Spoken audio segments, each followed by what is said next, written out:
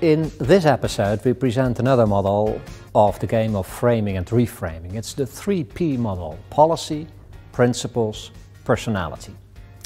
In general, a politician can explain a standpoint from three perspectives. This is the first one. We want to increase small business tax deductions by 5%. And this is number two. We want to increase small business tax deductions by 5% because entrepreneurs generate new economic activity, introduce innovations. They create jobs for dozens, sometimes hundreds of people. They work very hard and they often take personal risks. Perspective number three. We want to increase small business tax deductions by 5% because we need to support the entrepreneur. I come from a family of entrepreneurs and I know how hard my parents used to work. And I saw how difficult it was for them when things didn't go so well for a couple of years. And I can still remember how proud they were when things picked up again and they were able to expand the business. In the first scene, the politician outlines her policy, the first P.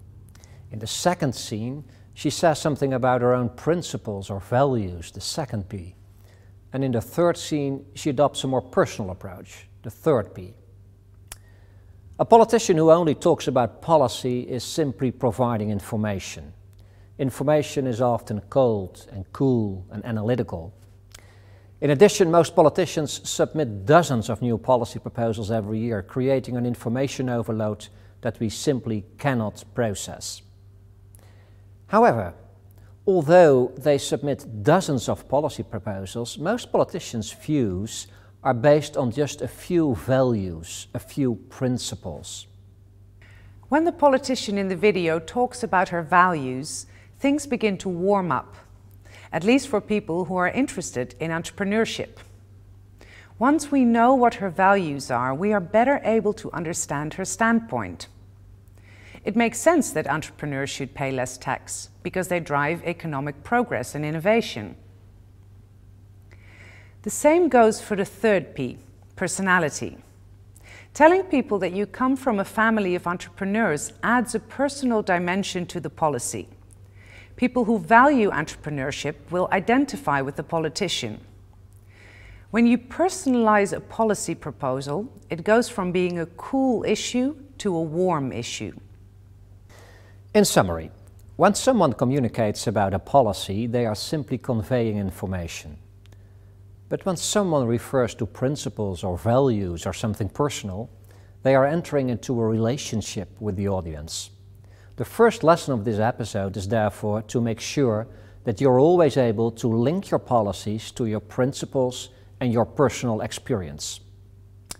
This model can also be used in the game of framing and reframing. The rules of this game are very simple. When an opponent puts forward a frame based on one of the three Ps, you can reframe the debate by using one of the other Ps.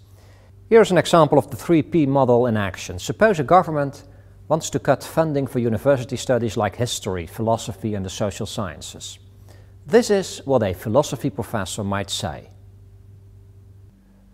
The government wants to cut funding for university studies in the fields of history, philosophy and the social sciences. This shows that it has a very limited understanding of the role of universities in society. Apparently all that matters is technology and economics. That is to say, knowledge that can be put to use immediately. Knowledge that cannot be put to use immediately is regarded as an unnecessary luxury.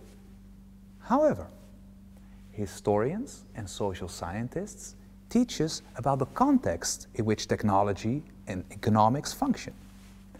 Philosophers teach us critical thinking.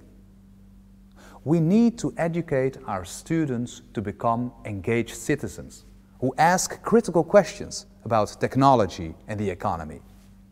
That is the classic academic ideal. That is why we need universities. This is a war message. The professor refers to the values of critical thinking, of reflection, of engagement, academic values.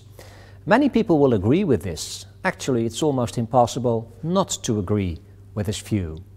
There's indeed more than economics and technology. How can you reframe it? Well, you can use a frame based on one of the other P's. Have a look at this. Look, in this country, history students still outnumber physics students 4-1. There are more people studying philosophy than mathematics. For each chemistry student, we have 10 historians and 2 philosophers. And for each person studying mathematics, we have 4 people studying communications. So don't come to me with those kind of complaints. In this example, a frame based on principles and values has been reframed from a policy perspective. What effect does this have? Firstly, by not stepping into your opponent's value frame, you avoid getting stuck in a debate about the merits of history, philosophy and the social sciences. Secondly, and more importantly, our philosophy professor doesn't know what the facts are.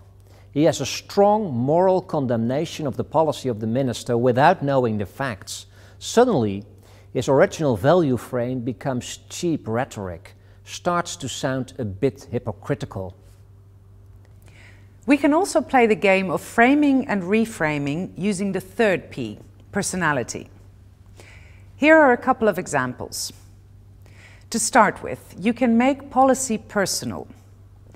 A famous example of this involves Bill Clinton.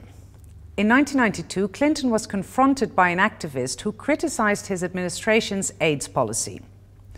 Instead of explaining the policy, Clinton responded by saying, "I feel your pain." He turned a question about policy into a personal issue. He made it relational. In a similar way, you can turn a question about principles into a personal issue. For instance, many people champion admirable principles, but their personal lifestyle may not reflect or may even contradict those principles.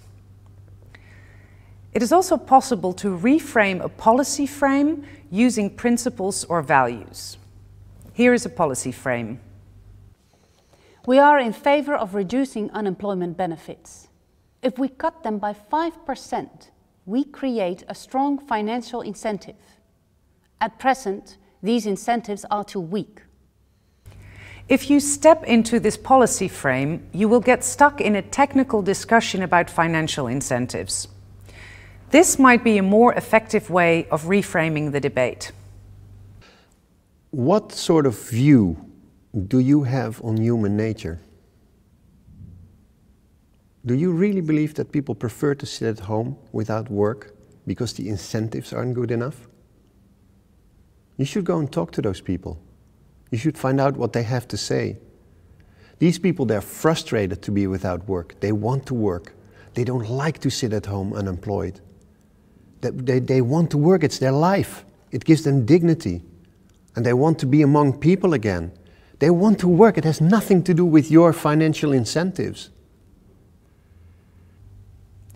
What effect does this have? The first politician is clearly in her comfort zone as long as the discussion is about facts and figures. However, the question of the second politician is about principles and personal commitment to the unemployed. Because of this, the first politician's view of human nature appears to be that people are mainly motivated by financial incentives. Anyone can sense that this is not a very positive attitude to have towards other people, that she is no longer in her comfort zone. The second lesson of this episode is therefore to make sure you know how to play the 3P game. Ensure that your own messages for each of the 3 Ps are in order, that you can explain not only what your policies are, but also what your underlying principles are and what your personal commitment is. If these 3 are in order, it will not be easy for your opponent to surprise you.